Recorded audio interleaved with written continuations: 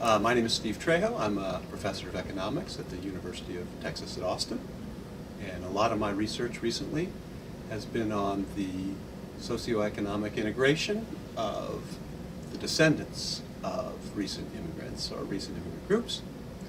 And so the question that motivates a lot of my research is, are the descendants of Hispanic and Asian immigrants integrating within the United States the way that previous immigrant groups did? If we go back to the turn of the 1900s, when there was a big immigration flow from Europe, lots of unskilled Italian and Irish immigrants were arriving, there were German immigrants arriving before. If we look at all those European groups 70, 80 years later and look at how their children and grandchildren are doing in the United States, it turns out that those groups all pretty much melded together the way the melting pot hypothesis would suggest, so that the later day descendants of those groups all have similar average levels of education and earnings and occupational attainment. So in that sense, the melting pot seemed to work really well with those other groups becoming part of America. And my question is the same thing going on? Can we see the same kind of processes going on for more contemporary economic groups like Asians and Hispanics? And it turns, if you just look at one measure of this would be educational attainment. And educational attainment is important not just in itself, but also because it reflects a lot about people's ultimate life chances, people's earnings, people's marital outcomes, people's health outcomes are all strongly related to their educational attainment. So because there's good data on educational attainment, I started out by looking at the average education of the second generation descendants of lots of contemporary immigrant groups. And so these are the US born children of immigrants from places like Mexico or Europe or Korea, Japan. And it turns out that almost all contemporary national origin groups, their US born second generation members have relatively high education levels. So the typical second generation person has more education than what might be thought of as a reference group of third and higher generation non-Hispanic whites. There are some exceptions, and so there are some groups that still haven't caught up in terms of education by the second generation, and those are Hispanic groups. Mexicans, Puerto Ricans, Central Americans, and Dominicans. They have still relatively low education level in the second generation. It turns out that's not that surprising, just because those are the groups where the immigrant parents themselves came with relatively low education, and English proficiency, and other measures of human capital. So in some sense, it's not surprising that those groups didn't catch up by the second generation because they started out further behind. And so then the question becomes, will these Hispanic groups catch up by the third generation? Will their grandchildren or great-grandchildren achieve parity with the rest of Americans? And there, it turns out that it's hard to answer that question because of data limitations. And so one limitation is that we don't directly observe typically the third generation members of these groups. There's data sets where we know where people were born and where their parents were born, but usually in these large data sets we don't know where people's grandparents were born, and that's what we need to identify the third generation. So instead what people typically do is they look at, for Hispanics for example, they would look at people who were born in the United States, both their parents were born in the United States, but they self-identify as being Hispanic or Mexican or Cuban or Puerto Rican. That's thought to be a measure of the third and higher generation Hispanics. If we use that as our reference group, or as the group that we look at, it turns out we don't see a lot of progress after the second generation. So the educational attainment of second generation Mexicans versus third and higher generation Mexicans doesn't really improve. And the same thing for earnings and other similar measures. So it doesn't really look like these Hispanic groups are making a lot of progress after the second generation. For a couple of reasons, though, that information is misleading. One reason it's misleading is that there's a big difference between the third generation and later generations. And in some other work, co-authors of I have shown that we actually can see some progress if we can isolate just the third generation, the grandchildren, versus later generations. And some of that might be due to the fact that these later generations of Mexicans, for example, tend to come from parts of the country, like Texas, or time periods, like before the Civil Rights era, when there was more severe institutionalized discrimination against Mexicans. And so if we can just isolate the third generation, that group actually looks like there's progress for this between the second and third generation. These later generations, where the families grew up in more disadvantaged environments, pulls things down and kind of distorts the aggregate when we pool together the third and the higher generations.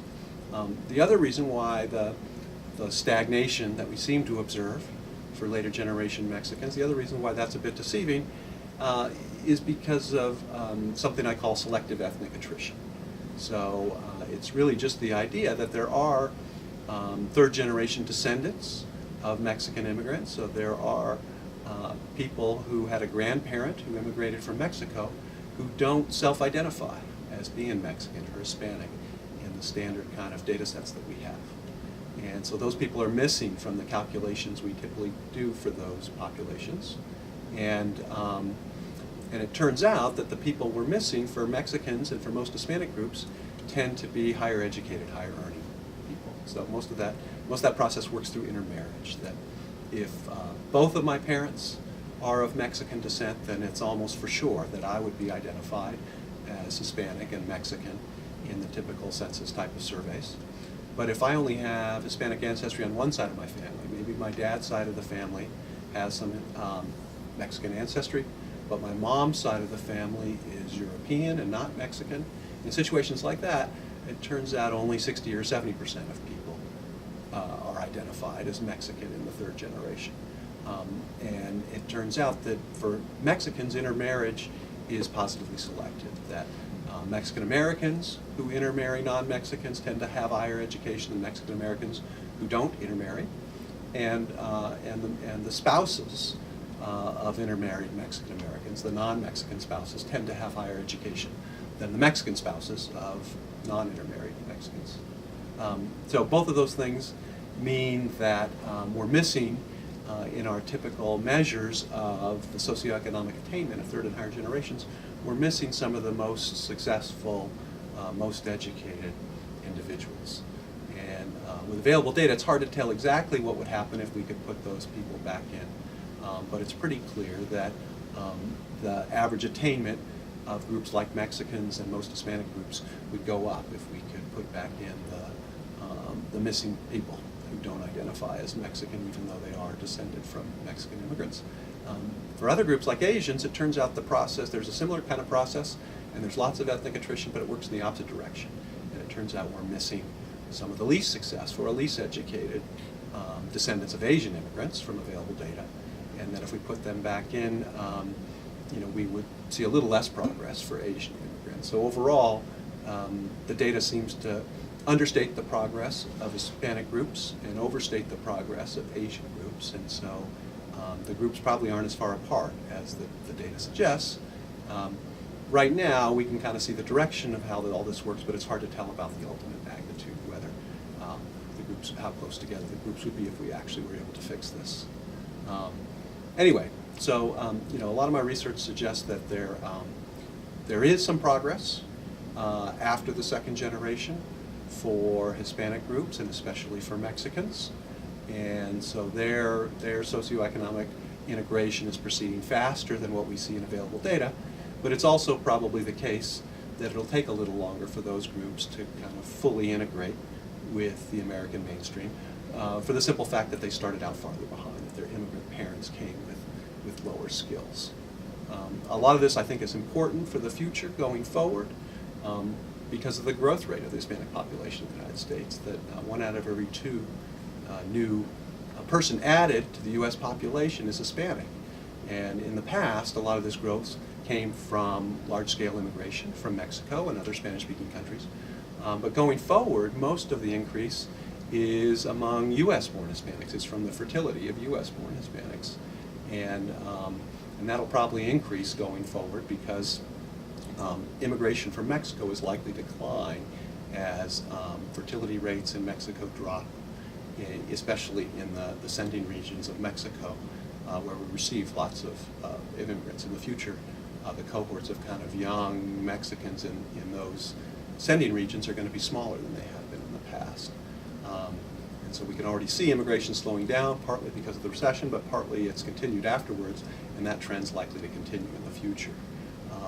So, one of the issues is there's this big bulge of second-generation Hispanic Americans who are relatively young. A lot of them are, in their teens and starting to get educated and starting to think about going to college. And there's a real opportunity for us to improve the high school completion and the college attendance of this group and raise their human capital. And if we do so, there's a chance that that group can help pay for Social Security and other things for the baby boom generation that's starting to retire. And so I think there's a real demographic opportunity for here that we can take advantage of. But to take advantage of this, we've got to improve our educational, we've got to improve the educational attainment of young Hispanic Americans.